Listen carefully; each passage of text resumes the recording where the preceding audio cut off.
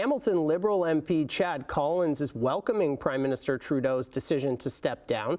But even with the party way down in the polls, Collins says it's too early to count the Liberals out in the next election. Al Sweeney joins us live in studio with more reaction to Trudeau's resignation. Al. Matt, some of the reaction is favorable, some not so favorable, particularly on the Trudeau carbon tax and other policies. Chad Collins is one of 24 Liberal MPs who signed a letter in October calling on Trudeau to step down. He made the right decision. I think it should have happened last year. Collins also says he was disappointed with one aspect of Trudeau's resignation speech. It has become obvious to me with the internal battles that I cannot be the one to carry the Liberal standard into the next election.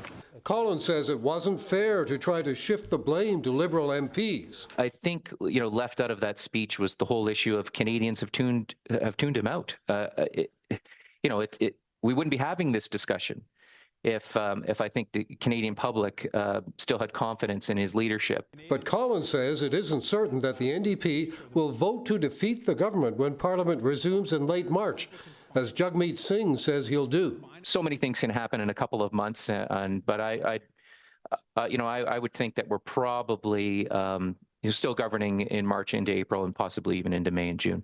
Conservative leader Pierre Poilievre hasn't appeared in public since Trudeau's resignation, but his House leader says Canadians are suffering under Trudeau policies like the carbon tax. The reason why so many Canadians are so angry at this government is because of the misery that the Canadians are experiencing. In Hamilton today, people were generally glad to see Trudeau go. I think the carbon tax brings food prices up, which isn't good for me as a student who's going to go buy food right now. We just need somebody to care about the country a little bit better and care about what regular people like ourselves are going through. They're all bad, so it doesn't really matter. In the U.S., President Joe Biden said the United States will find no better ally, no closer partner, and no steadier friend than Canada and Trudeau.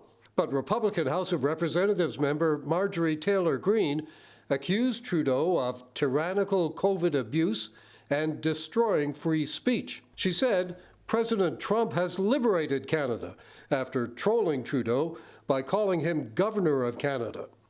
While the Canadian Taxpayers Federation says the carbon tax should be gone with Trudeau, as the Liberal leadership candidates reject the tax. The second thing out of their mouths, other than, hi, my name is so-and-so, should be, and I'm going to scrap the carbon tax.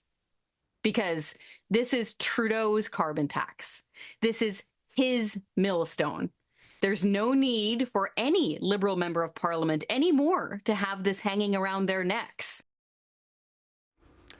So the Taxpayers Federation says scrapping the carbon tax could save a few Liberal seats across the country, although the government would still likely be defeated in an election.